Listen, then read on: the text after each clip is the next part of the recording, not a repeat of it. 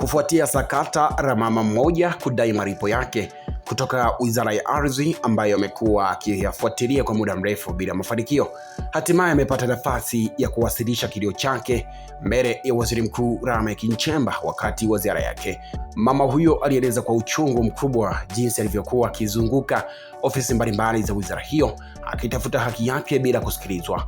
Maelezo yake yalimgusa Waziri Mkuu kiasi cha kumfanya akae kimya kwa dakika kadhaa akimsikiliza kwa makini. Tukio hilo limeibua mjadala miongoni mwa wananchi waliokuwepo, huku wengi wakisubiri kuona hatua zitakazochukuliwa baada ya malalamiko hayo kusikilizwa moja kwa moja na kiongozi huyo wa serikali.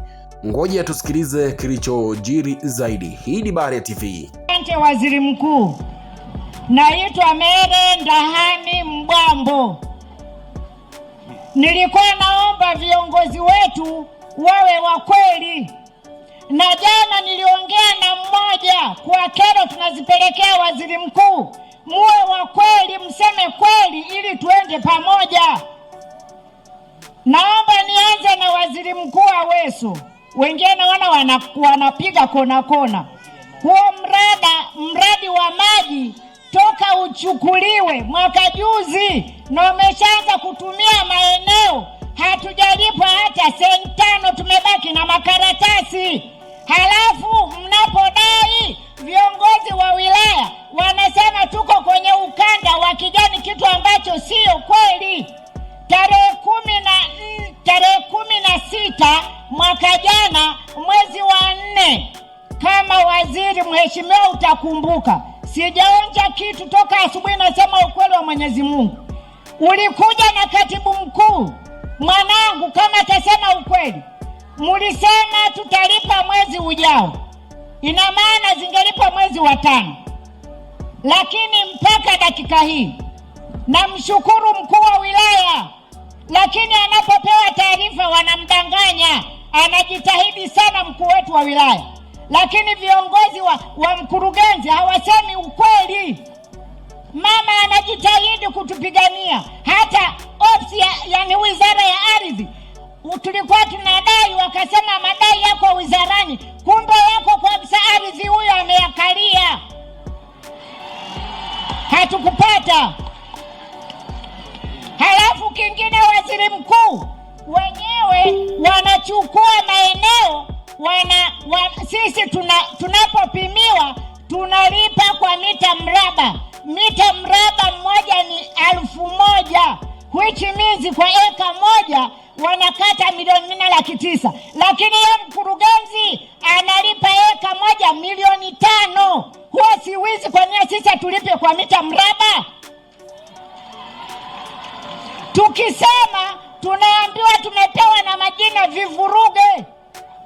Huo mradi wa mji mpya wa Chamwino alileta tu, hauko shirikishi. Ukisoma katiba ibara ya 21 namba 2 inasema tuna haki ya kushirikishwa katika mambo yetu sisi hata ya kitaifa. Ukienda ibara ya 24 yote ni marufuku kutwaa eneo la mtu bila kumlipa fidia inayostahili kisheria. Yale maeneo tunayo kisheria. Waziri Mkuu, hapa kuna madonda mengi. Sasa alichokifanya mkurugenzi, hajalipa,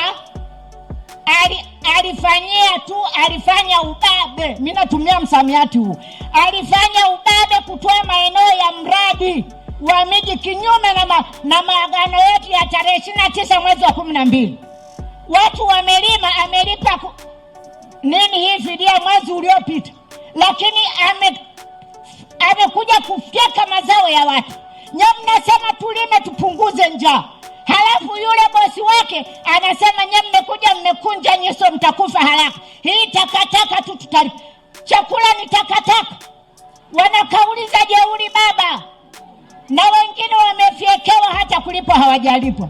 Wanajibu majeuri. Tunaomba ulimalize leo na uweke ahadi, watu ahidi leo. Ukiondoka si wengine tutakoma, tunaojifanya kidomodomo hapa. Asante.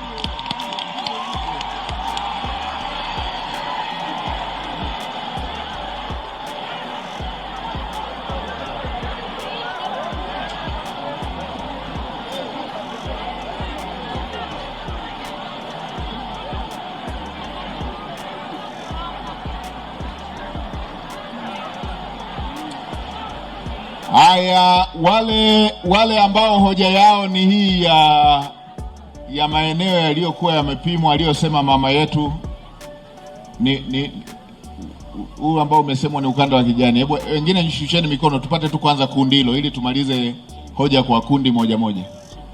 Wale wa kundi hilo ambao hoja yao ndo wameiongea mama hapa, sogeni huku pembeni. Hoja ya mama.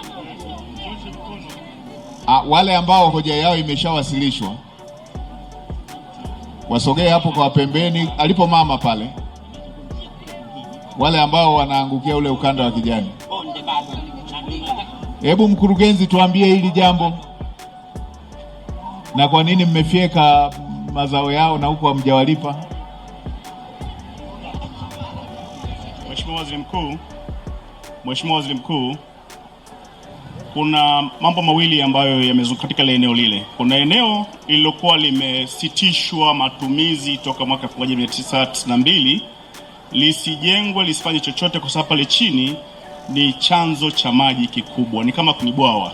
Sawa. Mwaka jana tulipewa barua yenye maelekezo kwamba kwa sababu tulikuwa tunapata malalamiko sana ya wananchi na wanavamia, na kazi ya halmashauri ni kuhakikisha kwamba yale maeneo ambayo yametengwa kwa ajili ya matumizi ya serikali yasivamiwe bila sababu yoyote. Lakini wananchi wamekuwa wakiuza na wamekuwa wakivamia kwa shughuli nyingine. Tulikaa vikao vingi kama na uongozi wa wilaya na wizara, na wizara ikasema itachukua ekari 700 katika ekari 2160. Eneo jingine tukaachiwa halmashauri tuweze kupima, kupanga na kuratibu matumizi ya lile eneo kwa sababu chini ni chanzo cha maji ili kisiharibike. Kwa hiyo tumefanya vikao 6 na wananchi, na katika vikao hivyo 6 tulikubaliana, tuliwashirikisha, tulitambua wale ambao wenye maeneo, na baada ya kutambua tulitafuta kwanza fedha za kuwalipa fidia. Tumezipata hizo fedha, na mpaka sasa zaidi ya wananchi 700 wamelipa bilioni 1.5. Ambao bado hawajalipwa mpaka sasa na majina yao yametangazwa ni wale ambao wanapinga kiasi cha fidia cha ekari 1 kwa shilingi milioni 5. Na hii ndio rate ya uthamini wa maeneo ya ardhi kwa upande wa Chamwino. Na nikuombe Mheshimiwa Waziri Mkuu, wale wananchi ambao wanadai fedha yao ipo ya hilo eneo ambao ni mji mpya wa serikali, lakini pale tunalinda maslahi mapana ya serikali na wao wenyewe, kwa sababu kichafuka kile chanzo cha maji madhara yake ni makubwa, na hela yao ipo.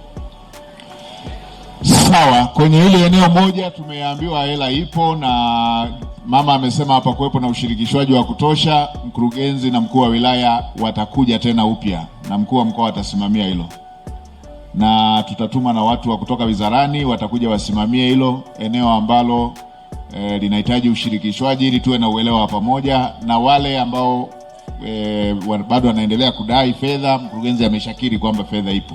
Kwa hiyo kwenye kipande hicho mama yetu aliyeongea tunakushukuru. Nitatuma watu wangu pamoja na mkuu wa mkoa watasimamia kupata ufuatiliaji wake. Tusikie mwingine wa kundi lingine. Asante kwa kuifuatilia Baharia TV. Usisahau kulike, kusubscribe, kucomment na kushare.